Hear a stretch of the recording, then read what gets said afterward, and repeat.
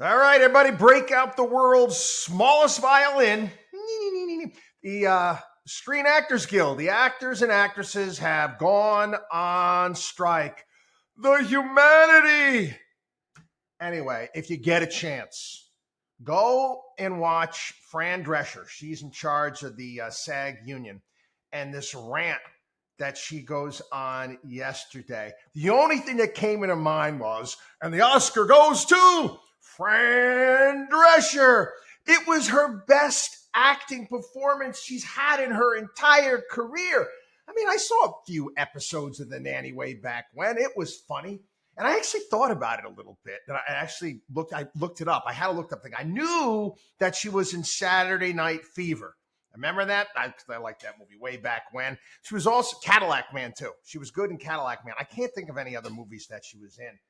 But maybe later we'll share with you that scene that I got a kick out of from Saturday Night Fever. Anyway, Fran Drescher going off on this mega rant. Oh, my God. And she brought in things like the average American has $500 in their savings account. And all these companies care about is Wall Street. Again, but this is the liberal mindset. They really don't understand how the world works. They really don't. And again, you can act up there and you can yell and scream and do all of these things. Do you think this is going to resonate with most Americans? I mean, we know how much money you guys make. God bless you. I don't care. I don't care. God bless you. But don't start getting into how the world works in capitalism. She was actually talking about how the business model has changed. No shit, Sherlock. Have you seen the stock prices of all of these major studios? They're in the tank. Disney is doing everything and anything it can to unload its television properties. We've talked about this here on the program. It's not the same anymore. And how slow everybody was to react to this was extraordinary. Now, none of you actors and actresses gave a damn when Netflix first came out and started their studio and started throwing money at you left, right, and all over the place. You were happy to take it. But again, with all of the cord cutting that's been going on, people changing, a shorter series, you're not having these series that last for years and years and years with residuals. The market's changed for everyone. And I've explained this before, and I want everybody to kind of pay attention to this. You're an advertiser, right? You want to advertise. You make a high-end product. I'm going to pick a company. I'm going to pick Mercedes-Benz. Mercedes-Benz, you used to go out and used to buy advertisements on television shows. You buy them on television shows that you thought might fit your demographic, okay? People watching this show might be apt to buy your product. What if there's no commercials anymore? Or better yet, they have commercials, but you can pay not to watch the commercials. You're making a high-end product.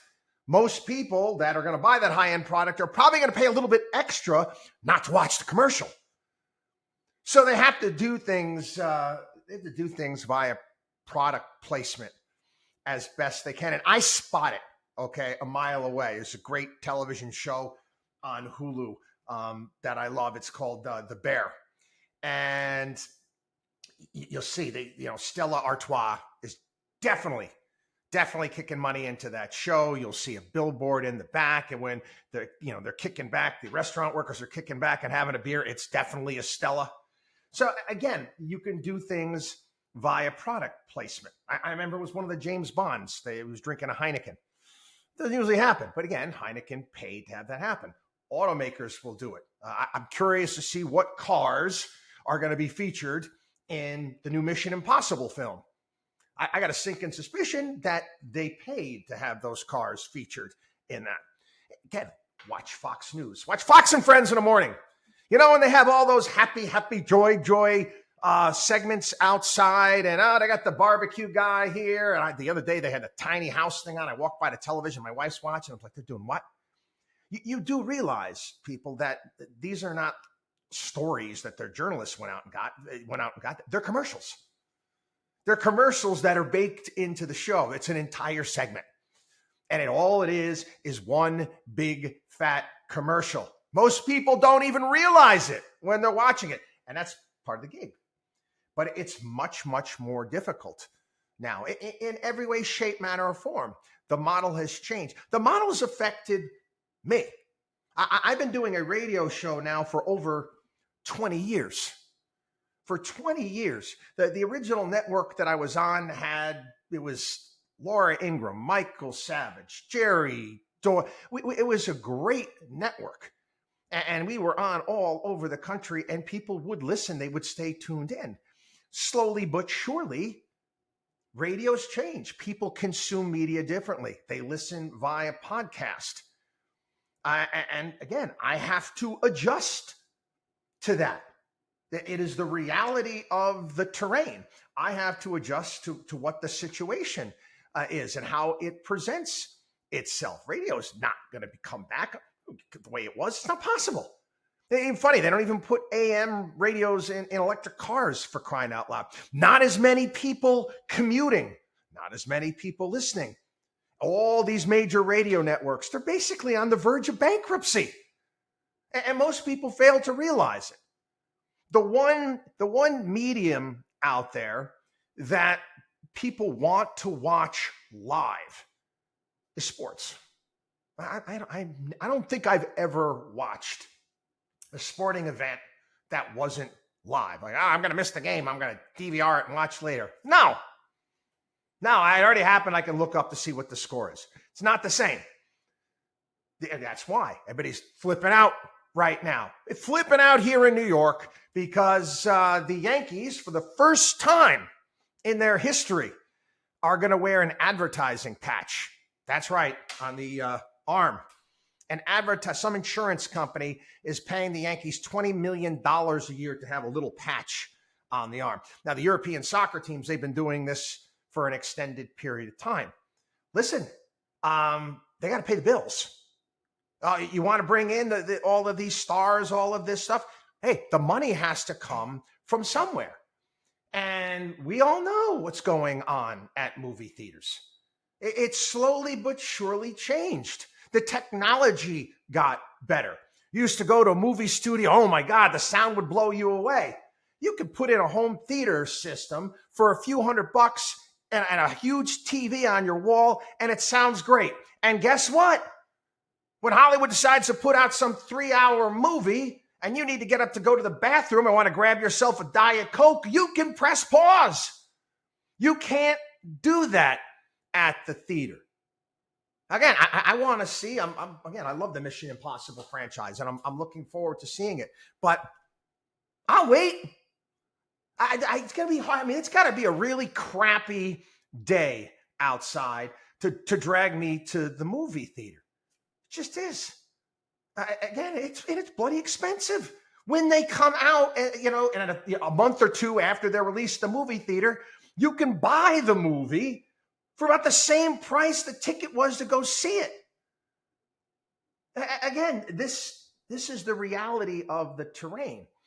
And Fran Drescher, she's lamenting, she's yelling and screaming, oh, the business model's changed, it's got to change. Yeah, there's less money. There's less money. It's just that simple. Take a look at the box office, man. Disney spent, you're getting mad at all the studios. Disney spent close to $900 million, I guess, plus marketing costs for Indiana Jones and the Dial of Destiny. Hasn't even made $200 million yet. That's a big loss. That's a big loss. I don't know, Fran, but maybe you actors and actresses, maybe you want to participate. Maybe you want to get paid. You don't get a salary. How about you just get paid based upon how well the movie does? Oh, you'd never go for that. Oh, yeah, you're going to want money on the back end. Absolutely. And when you become a star actor like Tom Cruise, which is just bankable, you can ask that. But Fran, I don't think you're getting that. All due respect.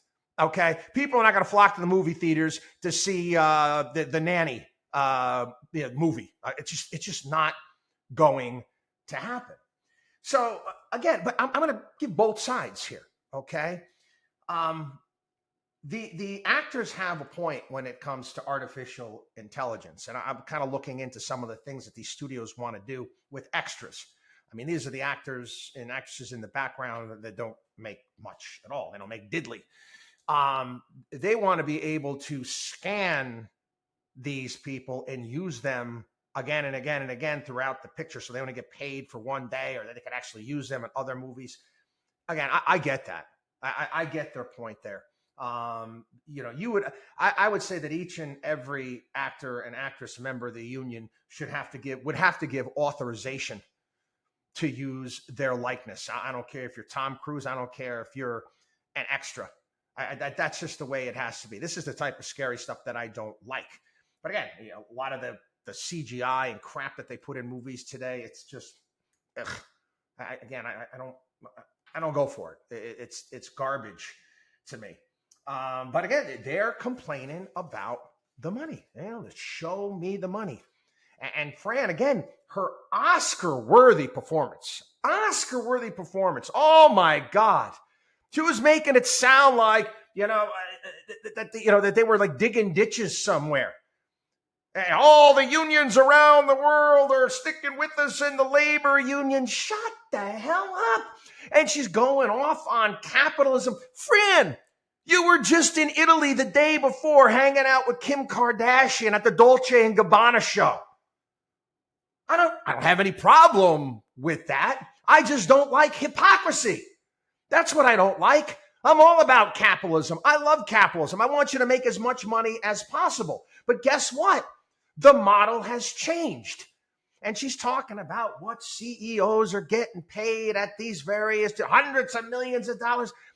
And again, I'm sure that there'll be plenty of idiots out there that will buy into everything that she says. But I mean, come on, people. I mean, don't be a sucker. Take a couple steps back. You see the lives that these people live, and God bless them, I don't care. I'm not the slightest bit envious. You get to that position, you work your butt off. I don't care. Good for you. Okay? But stop here. Stop trying to bring yourself down like you're some sort of working man. The hard work. Oh, give me a break. Have you ever seen a movie being produced? Have you actually ever seen it? Well, I got a real up close and personal look. This is back, again, decades ago. Decades ago, I was going to school. I was fortunate enough to go to school, thanks Mom and Dad, for a period of time in Italy. And I got the opportunity staying at a hotel where they just so happened to be filming this movie. Wasn't a big hit by any stretch, Only You. And at the time, it had Billy Zane in it, Marissa Tomei. And I wanted to meet her. I didn't get a chance to meet her. Robert Downey Jr. Did meet him. And this is Robert Downey Jr. prior to him going to jail. I mean, he was bored out of his mind. This was in Positano. He was bored out of his mind there. It's a very beautiful place, but it's a pretty quiet town. And again, this was pre-jail when he was getting himself into all sorts of trouble. But he was so nice. Got to sit down, talk with him, funny, same type of personality. I don't really have to act much to be Tony Stark as far as Iron Man is concerned. That basically was his personality. Anyway, they walk a few steps, they take a picture.